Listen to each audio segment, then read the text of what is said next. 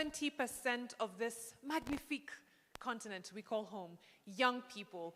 So over the next few days, we are going to learn, interact, network, to basically get a feel of the African continent and how it relates to France, how it relates to the world, how it relates to the West. We are breaking barriers. I hear people say that the world is no longer facing east or west, it is facing south. And I think it's time that we take our place and we act as such, right? Yes. The theme this year is future makers. And I like the idea of future makers. I also like to think that the future is quite possibly in the present. How many people have been told you are the leaders of the future? Ever? Show of hands. Yeah. Has the future come?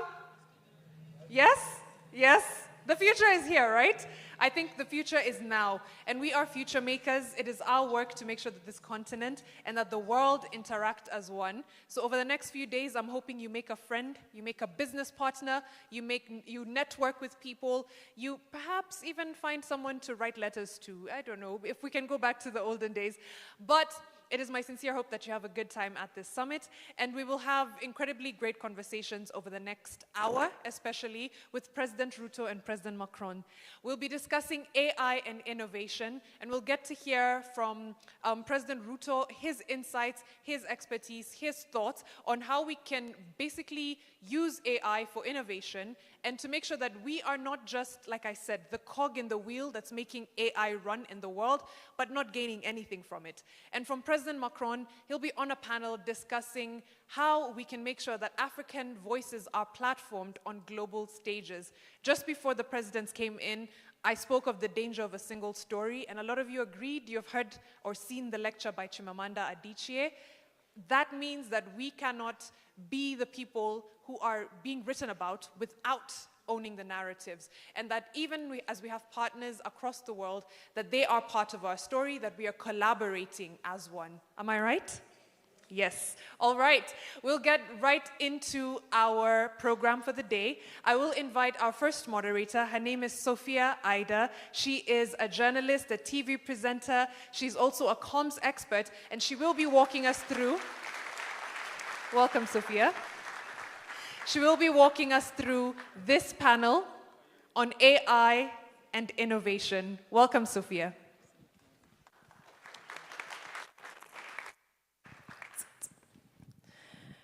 Good morning, Excellencies, distinguished guests, innovators, founders, and especially the young people shaping the future of Africa. Are there some young people in the room today? Are there some young leaders in the room today? Are you a future maker? If you're a future maker, make some noise for yourself, please. This is our session. This is our time. This is our discussion. My name is Sophia Ida, international host, entrepreneur, and founder of Chic Network, which is a platform dedicated to amplifying African and diaspora voices, creativity, and innovation. So it's truly my honor to lead this conversation, talking about a subject that is deeply, deeply important for the future of our continent and the next generations. We're gathered here at a defining moment in history. By 2050, 1 person out of every 4 on Earth will be African. So the question is no longer whether Africa will participate in this technological revolution. The real question is, will Africa help build it? Artificial intelligence is expected to contribute trillions to the global economy in the next decades, while Africa's digital economy will reach nearly $700 billion by 2050. But beyond the numbers, this conversation is about something a lot more human, deeply human. It's about jobs. It's about opportunities, dignity, and sovereignty. Because for the first time in history, with just the help of a laptop, a young person in Nairobi, in Abidjan, in Johannesburg, in Douala, can train AI models in local languages, create solutions for Africa, by Africans, with African technologies, can create solutions globally as well from here. This is a first, and we must pay attention to this revolution. So it's safe to say that the future of innovation is not only taking place in Silicon Valley, The future of innovation is taking place right here in Africa, in African cities, African universities, African startups, and by African youth. But this future will require courage. Courage to invest in infrastructure. Courage to trust the young entrepreneurs. Courage for us to no longer consume technology, but becoming builders, owners, and architects of it. And today we're joined by two leaders already helping shape that future. Our first speaker is one of the leading African voices in artificial intelligence today. She's not only building technology, she's helping redefine who shapes the future of AI. Through Amini, she's building sovereign AI infrastructure for Africa and the global south, enabling countries to create value from their own data, talent, and innovation. From Ndivya to Intel to ARM, her career has been dedicated to expanding access to frontier technologies and now to position Africa at the center of AI conversations. Ladies and gentlemen, please help me welcome to the stage the founder and CEO of Amini, Ms. Kate Kalot.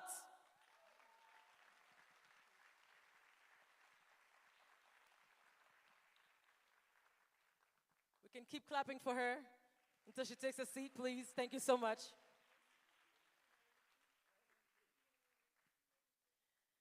Our second speaker represents a new generation of builders connecting Africa through technology and entrepreneurship. As co-founder of Julaya and president of French Tech Abidjan, he's helping build the financial infrastructure powering African businesses across borders. Based in Abidjan and active across West Africa, he believes that Africa's next generation of jobs and economic champions will come from Africans building solutions for African realities. Please put your hands together for Mathias Leopoldi, co-founder of Julaya, president of French Tech Abidjan, and apparently he's a young leader de la French African Foundation. Make some noise for him.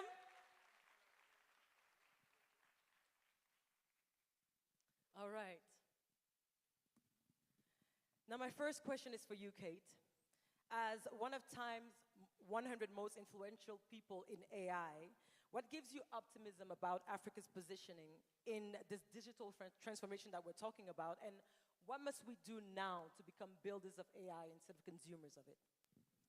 Thank you for the question, which I think it's probably the most consequential question Africa is facing today in the age of AI. Builders or consumers? But for me, this question is deeply personal, because I am African.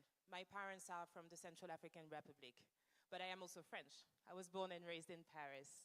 And I spent the past 15 years rising to the top of the big US corporations in AI. But I saw something that was missing. I saw the missing infrastructure for our own builders. So 4 years ago, I decided to come home. And since then, home has been Nairobi.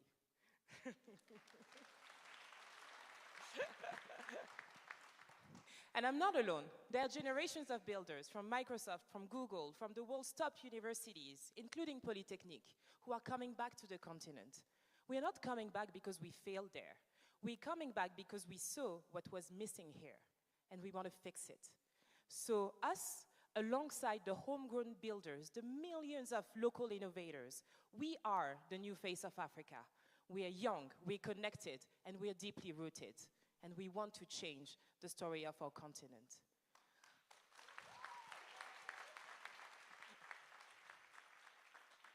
I often get asked why I left NVIDIA at the top of the AI revolution. And for me, the answer is in the statistics. Africa holds 19% of the world's population, but less than 1% of the global compute capacity. What the stat really means is that builders across many African countries, across Kampala, across Nairobi, across Bangui, are stuck at the bottom of the AI value chain. They are paid to label data and not empowered to build, forced to use and consume systems that were not designed or built by them or for them. But on the flip side, I see an opportunity to rewrite the future for ourselves. And that's why I decided to move to Kenya and found Amini 4 years ago. We transform local data into intelligence that the continent can act upon. We deploy local infrastructure that our governments can own, build, and operate locally. And today, we are very proud to announce a partnership with Foxconn and Bull to close the sovereign compute gap in Africa.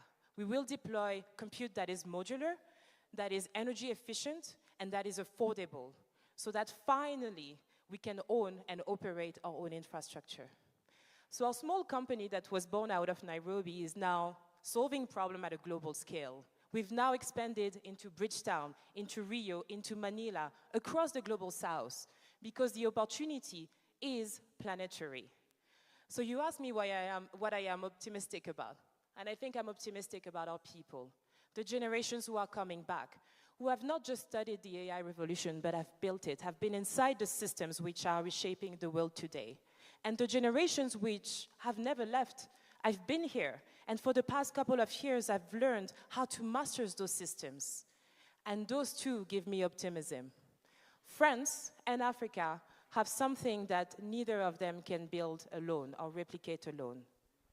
Deep talent, a tradition for strategic autonomy, and the refusal to accept that the future only belongs to those who already hold it.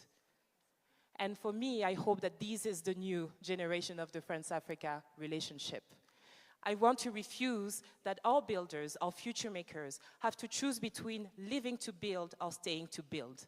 Building from home has to be the best option for us. Imagine coupling French scientific excellence with African ingenuity. Builders in Nairobi, in Paris, building on the same infrastructure.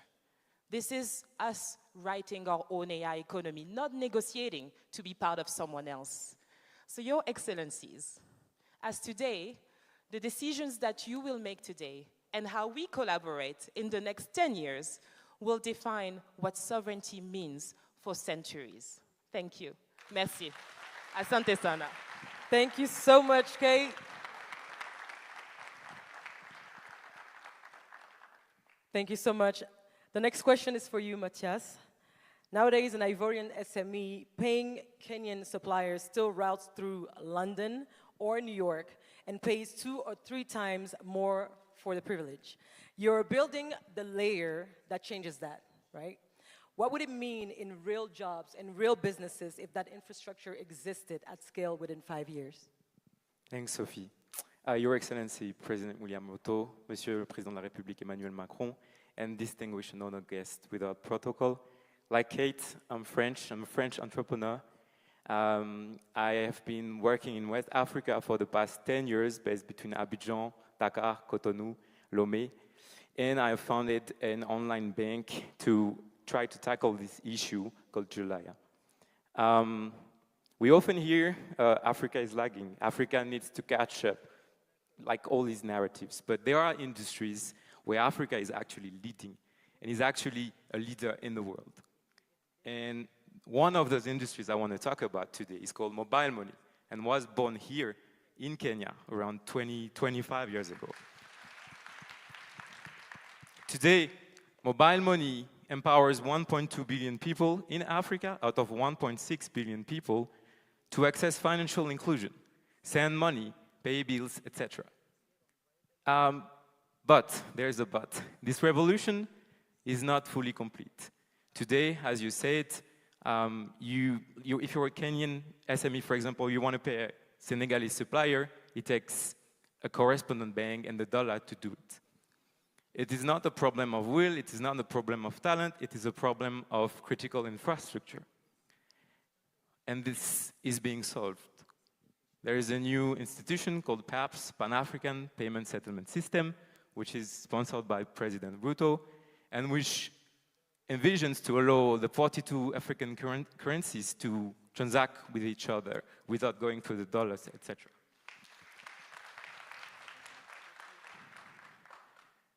What we envision today as youth is to be part of this revolution.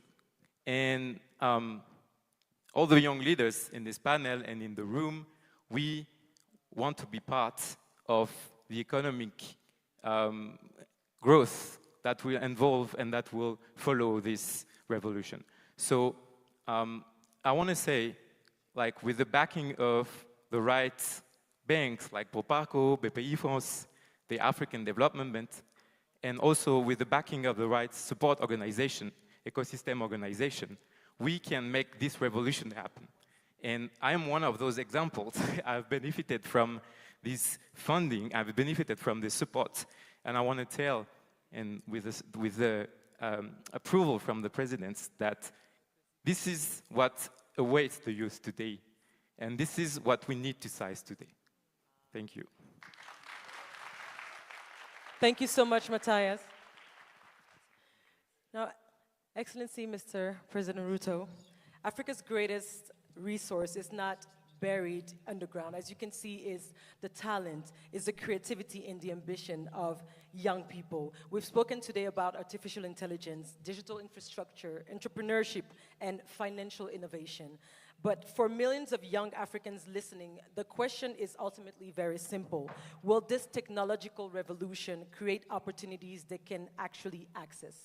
So my final question to you is, what must African governments do differently, starting now, to ensure that the next generation of African innovators, engineers, creators, and entrepreneurs are able to fulfill their full potential, allowing them to build globally competitive companies and careers right here in Africa? Thank you very much. And congratulations, Kate, and my good friend, Matthias. Listening to you is, breath of fresh air. I mean, I could relate with everything that you said. But let me say this. For us to be able to be future ready, and I'm happy to know this morning, I am among the people who have been saying I'm neither facing west or east, I'm facing forward. But now you're telling me forward is south. So I will improve. I will now know what to say. Now, two things. One, infrastructure. And two, knowledge. Let me start with the first one. There is every reason why we should have the right knowledge acquisition. We need to fine-tune the whole ecosystem around education. In Kenya, we have had to review the education system and to make it competence-based. There was a time we were teaching and the education was about academics and what you can cram and what you can regurgitate and what you can do.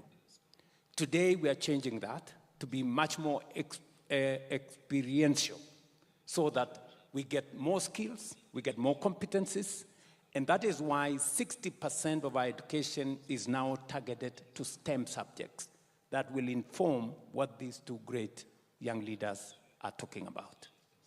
We have had to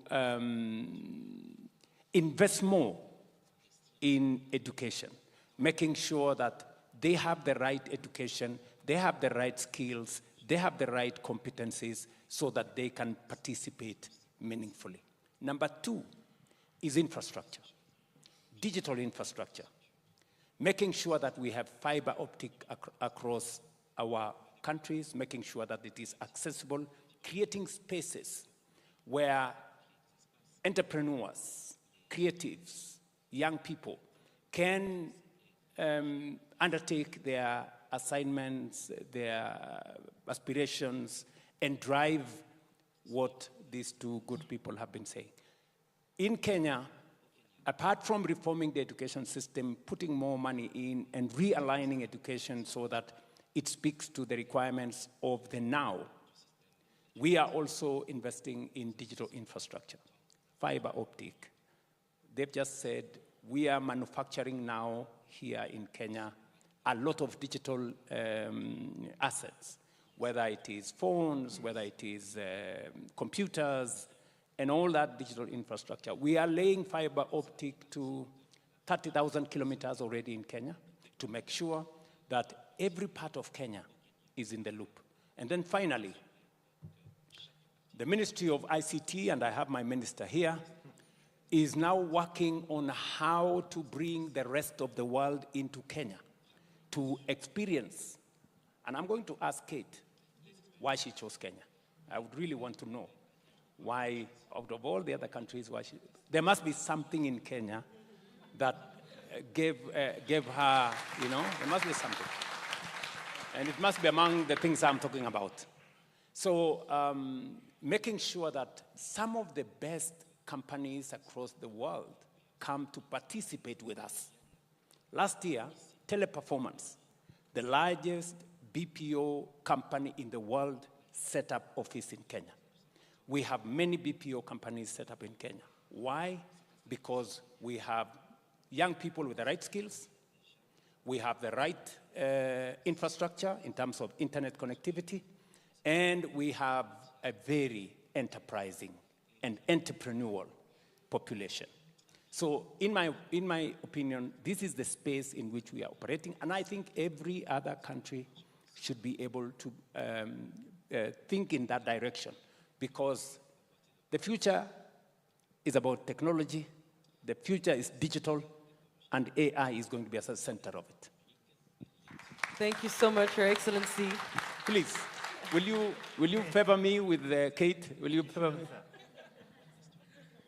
We picked Kenya because of the ecosystem, like you mentioned. The ecosystem is vibrant and it's here.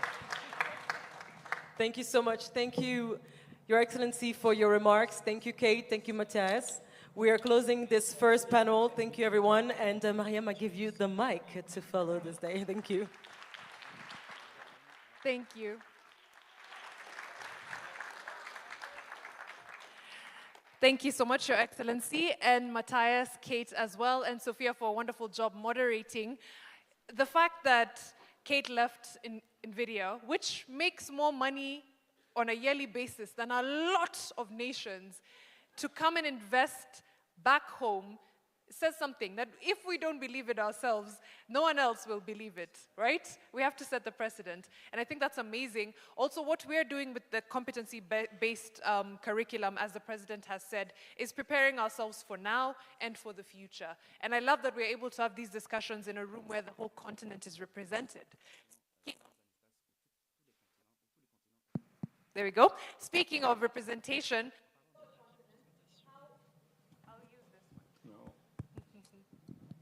okay, I think we're back. Thank you, President Macron. Speaking of representation for the continent, the fact that we get to tell our own stories is also incredibly important. How we platform ourselves across the world, how we are listened to, how we are viewed, how we are perceived, that's what we're talking about in this next panel. And we will have the moderator being Aisha Toure, who is the CEO of Orange Sierra Leone. Please give Aisha a big round of applause.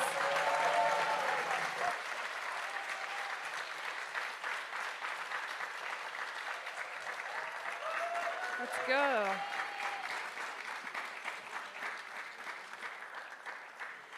And of course, His Excellency President Macron will be on her panel as well. Let me hand over to you, Aisha.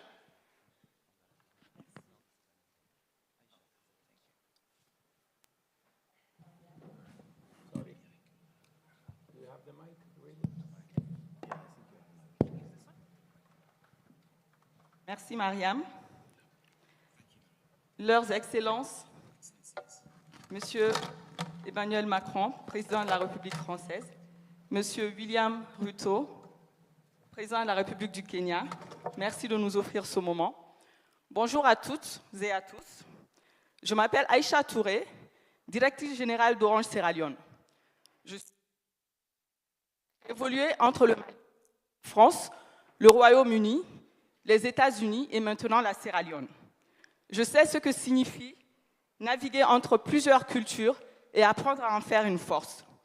Je suis également fière de faire partie d'un groupe qui connecte aujourd'hui plus de 160 millions d'Africains à des services numériques et financiers essentiels et qui a déjà formé plus d'1,5 million de jeunes Africains à des métiers du numérique gratuitement via les Orange Digital Center. Pendant longtemps, l'Afrique a été racontée par d'autres.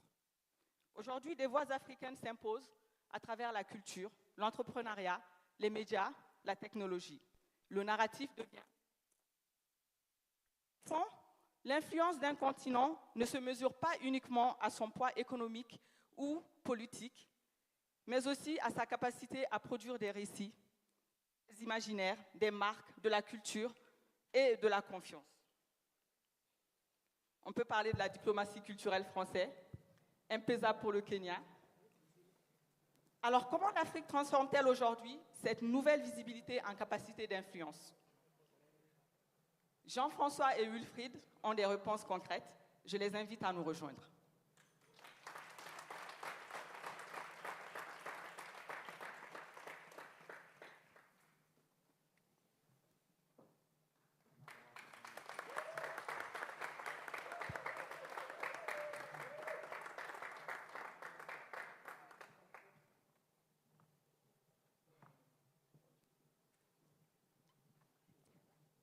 Jean-Wilfried Kemajou travaille depuis plusieurs années au rayonnement du continent africain à l'international.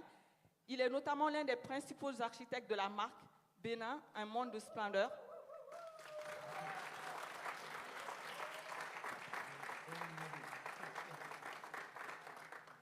Qui a fait de l'image du Bénin un vrai levier d'attractivité et d'influence.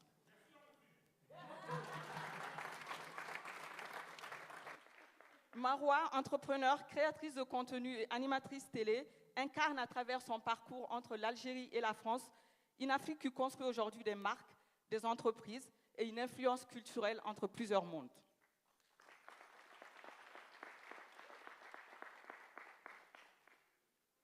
Jean-Wilfried, commençons par toi.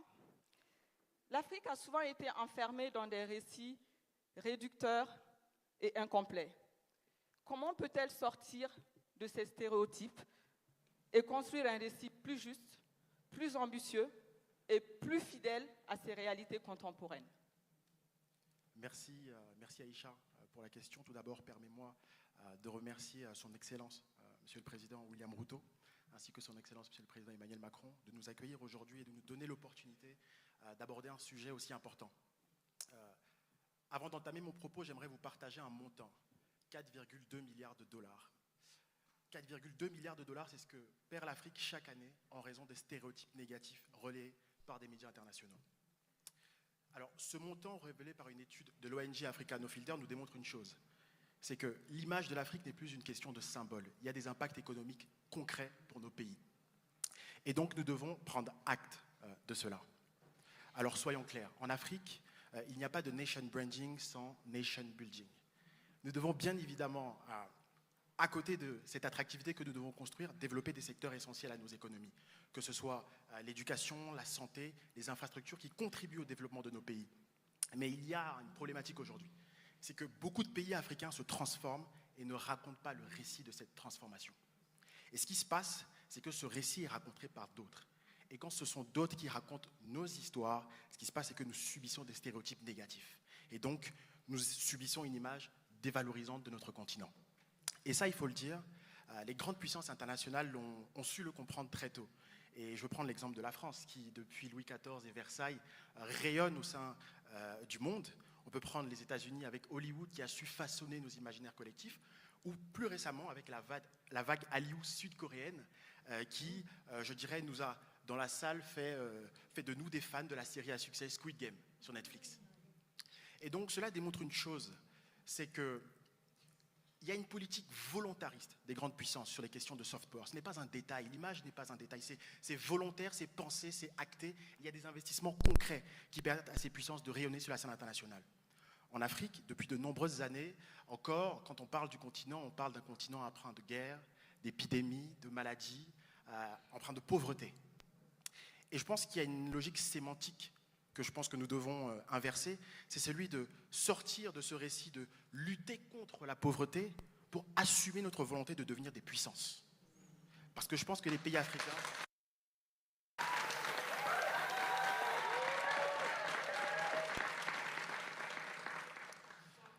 Je pense que les pays africains aujourd'hui doivent aspirer à devenir des puissances culturelles, des puissances technologiques, des puissances économiques. Et que ce récit a déjà commencé. L'Afrique n'est pas le continent du futur, mais bien du présent. Et donc moi, j'aimerais aussi vous partager une expérience personnelle, parce que le Bénin, depuis plusieurs années, est dans cette transformation. Et au Bénin, berceau du vaudou, le pays a voulu justement sortir de ces stéréotypes négatifs. Parce que quand on parle du vaudou, et je sais déjà dans la salle qu'on se dit « oulala, la magie noire, la sorcellerie, qu'est-ce qui se passe ?» Eh bien, ça, c'est le résultat de ces années, de ces décennies, de ces siècles justement de stéréotypes négatifs. Le vaudou, ce n'est pas ça. Le vaudou, c'est notre spiritualité, c'est ce que nous sommes au plus profond de nous-mêmes. Et donc, sous la supervision de son Excellence le Président de la République, Patrice, il a fait le choix assumé, avec fierté, de revendiquer justement ce patrimoine inestimable. Et je veux ici donner un exemple concret, celui des Vaudou Days, qui est aujourd'hui devenu le plus grand rassemblement autour des arts, de la culture et de la spiritualité vaudou autour du monde. La première édition, il y a 3 ans, nous avons eu 97 000 participants. Il y a quelques mois, en janvier, nous avons eu 700 000 participants en 3 jours à Ouida. Cela démontre une chose, c'est que quand un pays assume son patrimoine, décide de maîtriser son récit, eh bien ça marche. Ça marche économiquement, ça marche touristiquement, et ça marche aussi dans la réappropriation de cette fierté en tant qu'Africains. Aujourd'hui, les Béninois le diront, ils sont fiers d'être Béninois et de revendiquer cela.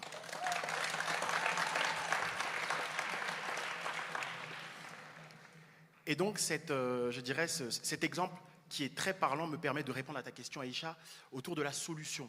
Eh bien, en présence justement des chefs d'État et bien évidemment du public ici présent, j'aimerais partager une proposition très concrète que j'ai eu la chance de proposer dans une tribune il y a quelques années. C'est celui de créer la marque Afrique. Je pense que le moment est venu pour nous d'avoir une marque Afrique parce que je pense que sur cette terre, aucun continent n'a besoin de travailler son attractivité d'une manière aussi intense que le continent africain.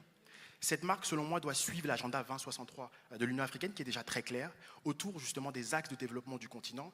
Et cette marque également doit pouvoir associer institutions financières, États, société civile, autour d'une entité qui nous permettra enfin de reprendre la main sur notre narratif et bien sûr de valoriser notre continent sur la scène internationale. Je vous remercie.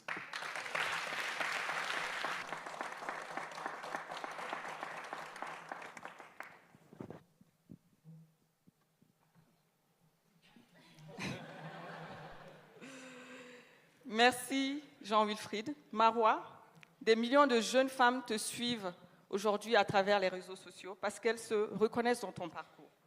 Toi qui vis entre 2 continents, 2 cultures, quel rôle la diaspora peut-elle jouer pour changer le regard sur l'Afrique? Et à travers ton parcours, comment as-tu ressenti ce besoin de contribuer au développement économique de ton pays d'origine? Merci beaucoup Aïcha pour cette question. Avant ça, permets-moi de remercier l'organisation pour l'invitation, l'Assemblée ici présente et bien évidemment Monsieur le Président William Ruto et Monsieur le Président Emmanuel Macron pour être à l'initiative de ce lien France-Afrique. Sachez que c'est extrêmement intimidant d'être à côté de vous, mais c'est évidemment un honneur. Cet événement a une symbolique très forte pour moi en étant jeune femme algérienne, issue de la diaspora algérienne, et pouvoir aujourd'hui représenter la jeunesse issue de la diaspora nord-africaine, c'est un réel honneur sur ce panel. Pardon, je suis un petit peu stressée. Oh là là.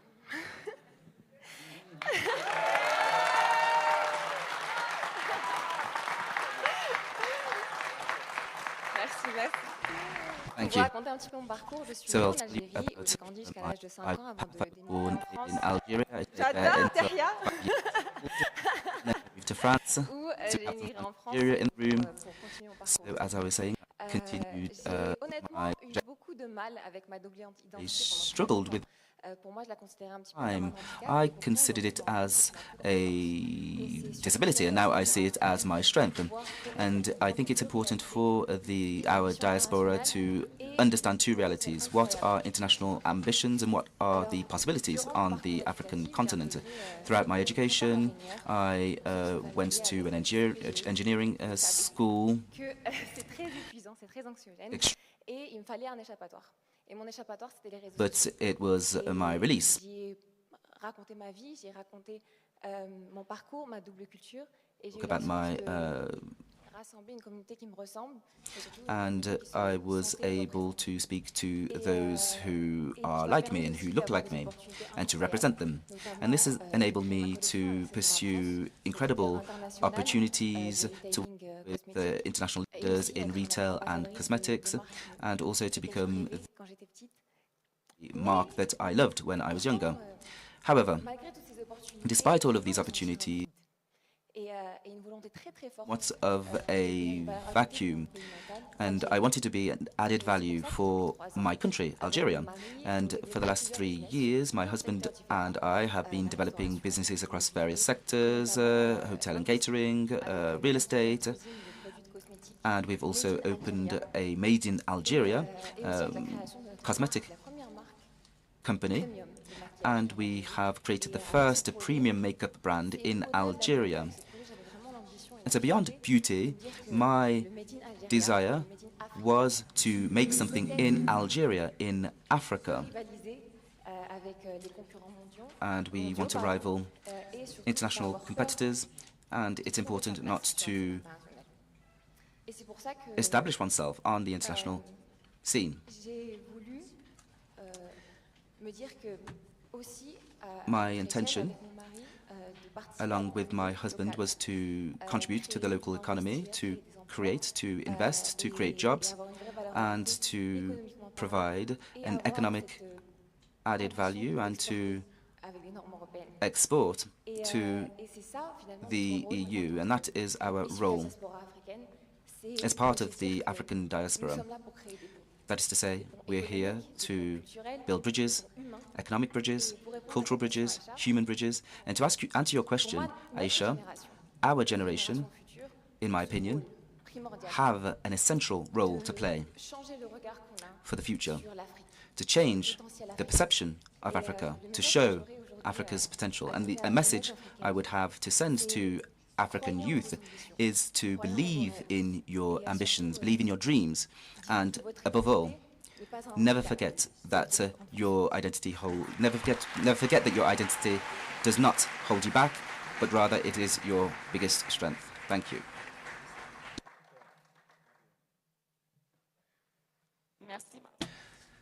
Thank you. Believe in your dreams, believe in your identity.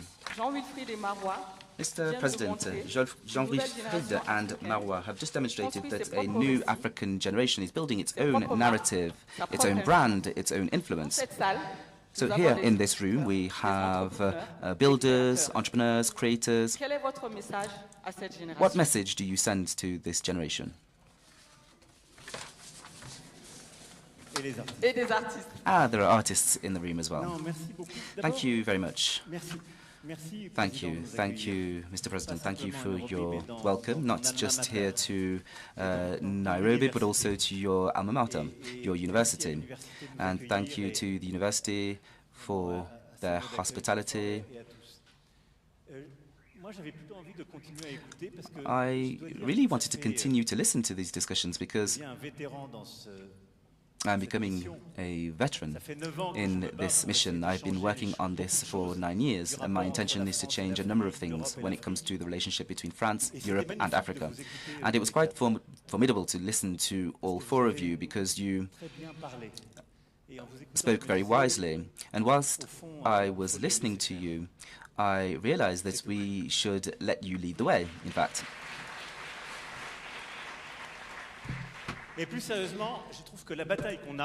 More seriously, I think that the battle we have is multifold. So why do we need to change the continent? Well, this type of summit usually begins with a meeting between African and European leaders, and the European leaders, or French leaders, would come and explain to African leaders,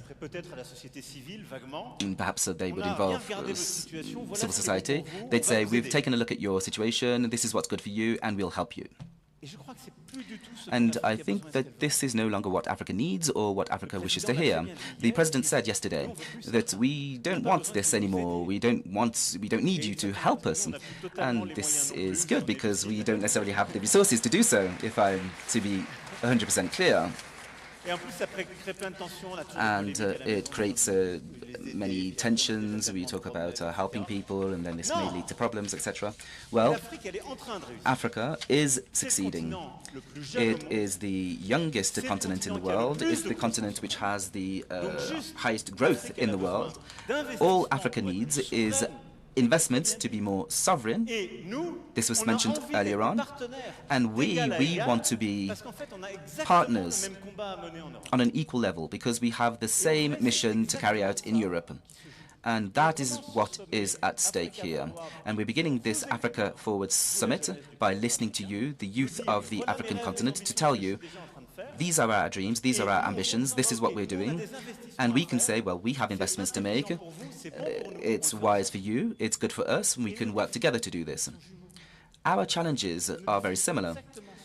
our challenges are the challenges you've described, whether it pertains to technology, AI, payment systems, or whether it's about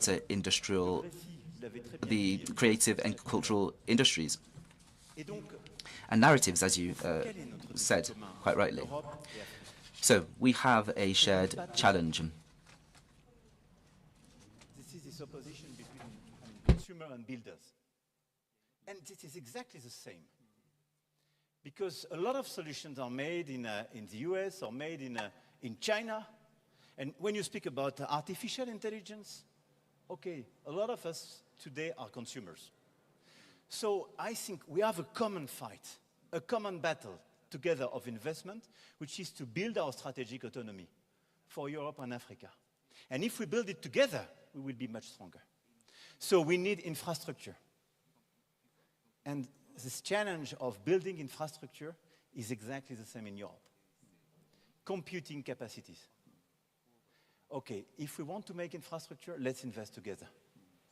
In order to do so, and this is a challenge, by the way, that President Ruto is facing here and fixing, this is the energy challenge. No chance to build any AI infrastructure and computing capacities without energy. So we have to build much more energy facilities, renewables, nuclear, in order to deploy electrification of our common use in Europe, electrification for households and companies in Africa, but in order to build additional capacities and computing capacities, first challenge, and to build foundational models and companies on that. Everything, when we speak about infrastructure, is about sovereignty. And this partnership between Amini, Bull, and Foxconn, for me, is a perfect example of this sovereignty, this common sovereignty story. African, European, and Taiwanese company. All of us have to face this challenge of sovereignty and reducing our dependencies. So it's super smart.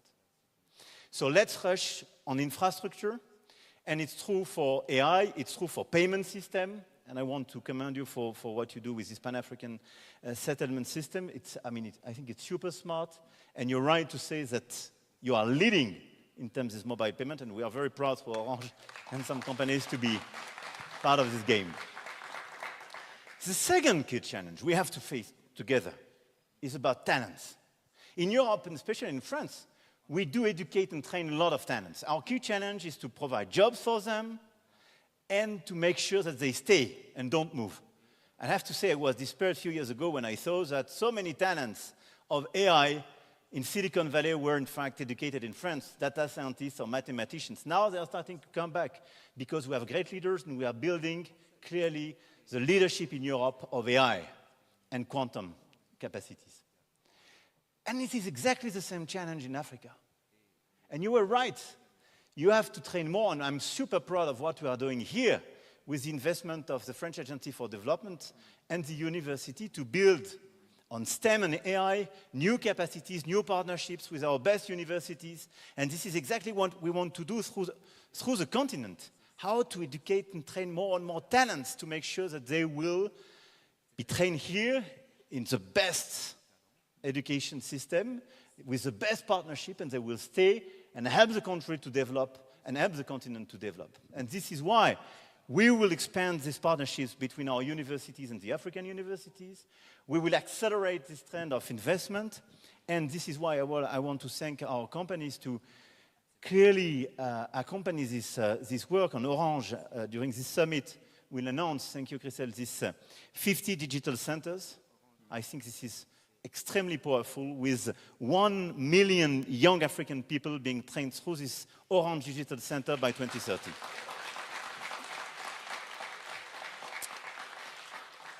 And a few years ago, we built Digital Africa, whose objective is to connect digital ecosystems. And this is part of this training capacities for your talents, but as well how to make sure that the ecosystem will enlarge and talents will stay. Et le dernier défi pour être pleinement souverain, And the final challenge is exactly what you said quite rightly. You described this perfectly. You talked about narrative, and we know that it is the winner that writes history. And the work that we're currently doing, and we'll come back to this later on in the day when we talk about cultural restitution, but we're currently reinventing the balanced partnership with the African continent by returning cultural objects. But there's also a contemporary narrative to write, and this narrative can be written by others with a backward-looking view, or by others. It's important that this narrative is written by Africans. Otherwise, the narrative won't be the right narrative. And it's also a question of sovereignty, because this perception enables you to multiply your strengths. It's history that we're writing. This will give you a greater ability to forge ahead. It will attract investments. If you have the right narrative, then you will appeal to people who wish to take part. It's about soft power. So it's just as important as infrastructure and talent. You have to have the right narrative, and this narrative enables us to ensure that culture, technology, and the economy are taken as one. However, it's important for this narrative to be written by Africans, and if this is done, then it will have a multiplying effect. And that's why I'm extremely impressed by the example of Benin. It's a brilliant example because it is a success story which has gone via culture and the economy. And I'm very impressed by what the continent is currently doing. There is a positive Pan-Africanism that is at play. Often, times we have associated Pan-Africanism to something which was negative, to negative stereotypes. However, this Pan-Africanism of your generation is positive and is fair. It enables you to build your continent, to take up challenges, to attract investment, and to say that I don't want solutions to be imposed by other countries. I want to help my country develop, and I want to help my continent to develop, and I want to make these choices. And our role, I will finish with this, is not to offer aid. It is just to say, wow, we also need to do the same for ourselves. I said, France has always been this. We are a nation that has always been seen as a great nation. I have said and repeated this oftentimes. France has always dreamed big. We have built this story for ourselves for many years, and this is what has made the two reasons for us in this summit to be here. First, we want that our companies and the government of France to invest by your side, because we know it will work, and that the African story is a big story, is a great story, and that when you look at Europe and Africa, there is an evidence, and that this fight for sovereignty, technological sovereignty, AIT sovereignty, quantum sovereignty is common. If you fail, we do not have any chance. If you fail, your youth will leave Africa and will no longer solve migration. We need you to succeed because it's good for France and Europe. There is a positive story to build. It is incredible for the 21st century that you'll build your story. We will do it also on our end, and we'll do it hand in hand. Secondly, we have a common destiny. We have a common destiny. You said something that probably you have a story that wasn't so good. There are millions of young people in France who are from the diaspora as yourself. And for many years we told them, sorry that you're from the diaspora or you come from this particular country and you'd like to be forgotten. No, you are 100% French and 100% from Algeria. You have your dual nationality, and we need you, because that is a boost for us in France to have young people like you, Marwa, who are Franco-Algerian, Franco-Central African, and who would like to develop the world and conquer further frontiers, and who work with us.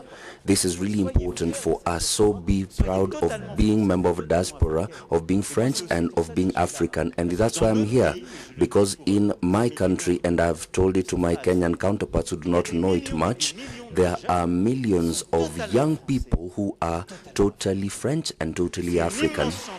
And it's a great honor and luck for their countries. I will stop here, therefore, Madam Moderator, but you are in fact builders of this common future.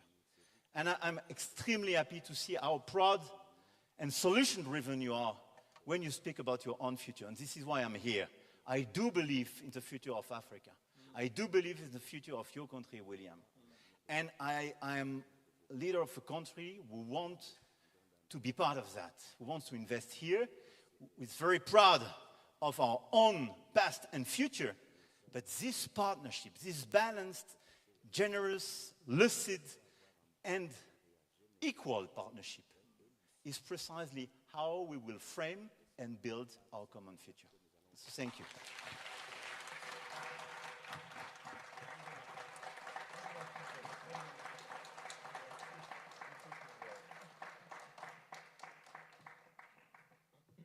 Thank you very much. Thank you to our moderator, Aisha. Thank you, President Macron, and Marwa, and Jean-Wilfred. Please give them a round of applause.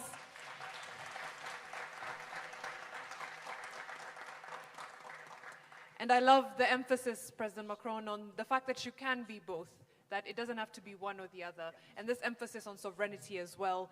I'll also say that something that Jean-Wilfred said about the brand Africa is definitely conversations that I've been hearing happen, and I can't wait to see a time when Muranga tea from Kenya has the same brand recognition that champagne from France has, right?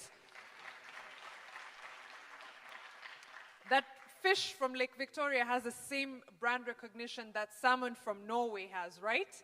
And we're getting there.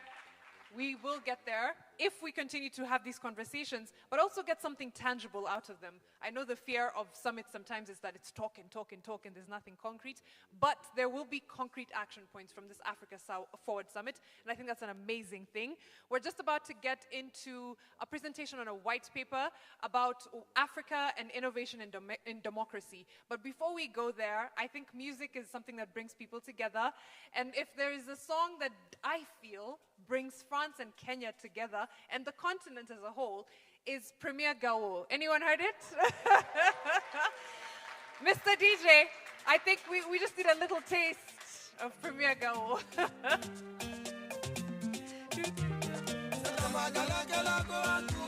You can move on your seat if you feel a little bit. Yeah. Hey.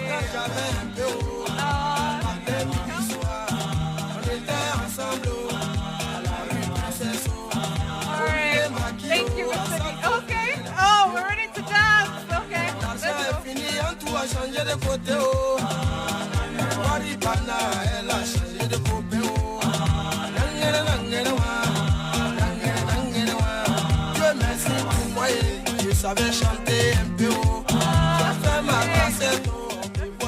Thank you, Mr. DJ.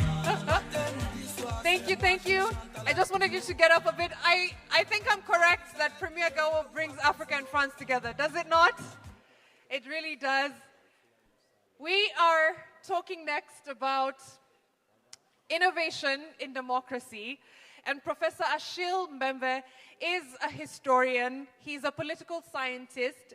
He is someone who has done a lot of work researching what democracy for Africa looks like. Sometimes we make copy-paste systems without thinking, how do I make this work for me? So he's presenting a white paper on what innovation in African democracy looks like. Please help me give a warm round of applause and a welcome to Professor Achille Mbembe.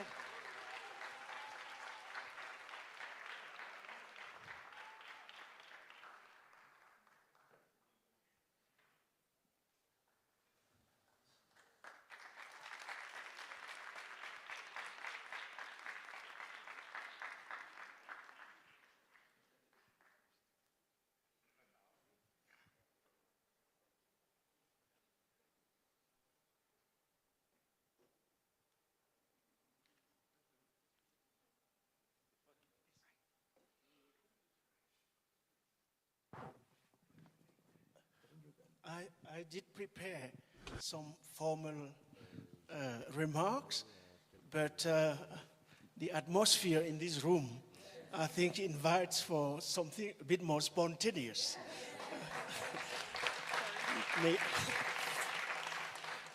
Especially after President Ruto and my dear friend Emmanuel's speech.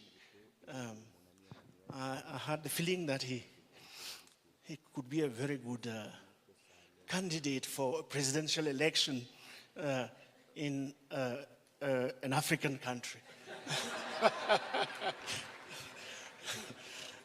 So, I knew, I have seen him in action a few times, and I'm very happy that I was able to witness the same energy, the same intelligence, and the same commitment to our continent and to the idea of a common world. He ended with that.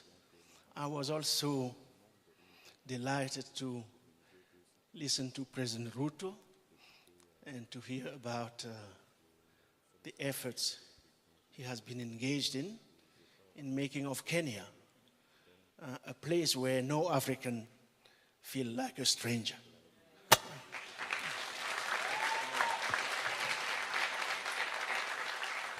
All that we heard from President Ruto and Emmanuel, we heard it yesterday.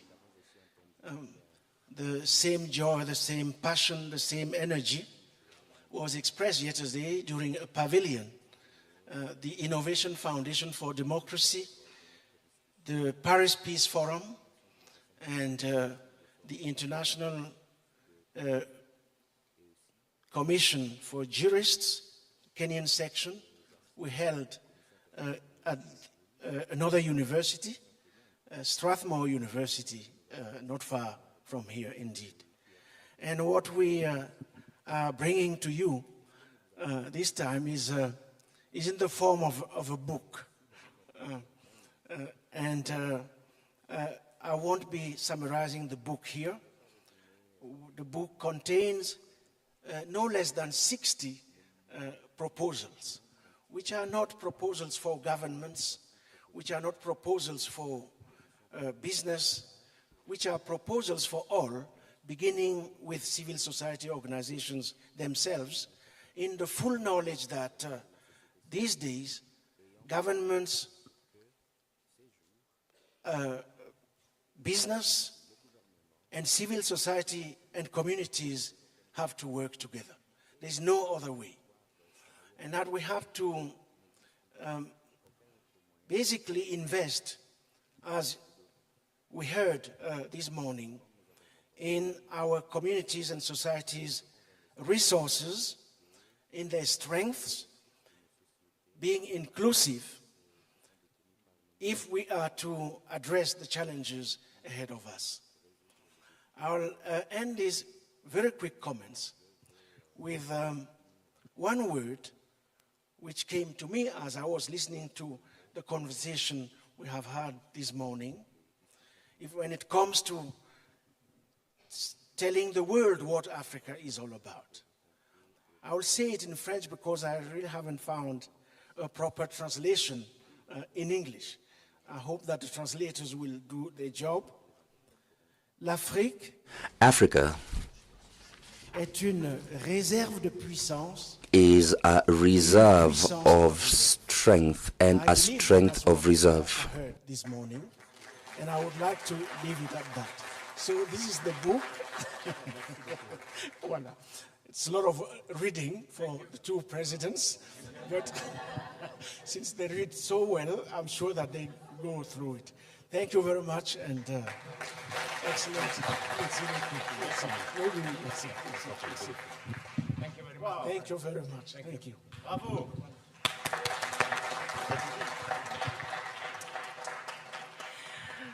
Thank you so much, Professor Achille. Thank you. Please give him a round of applause.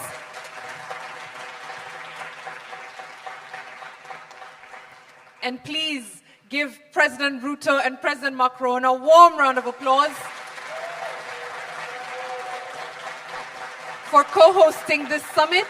This is just the beginning. This is day one. I cannot wait to see what the next 2 days bring.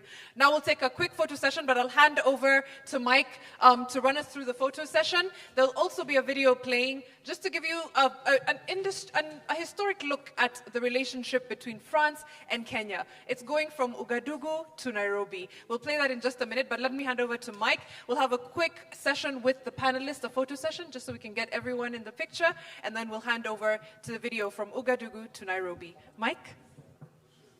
All right, thank you. A clap for Mariam, please, for moderating us very well.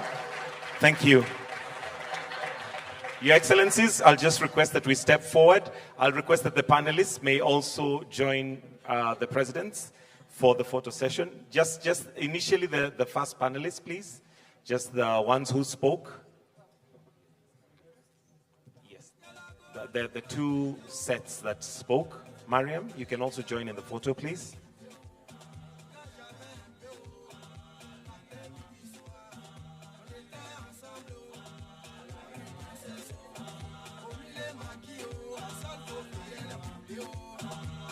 Try not to dance so that we can get a picture.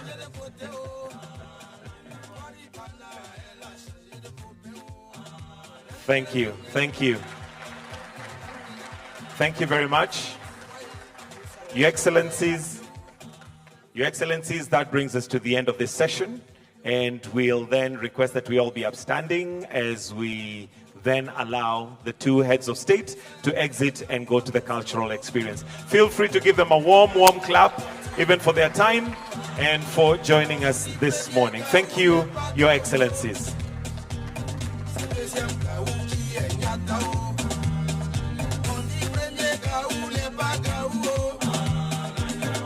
Deuxième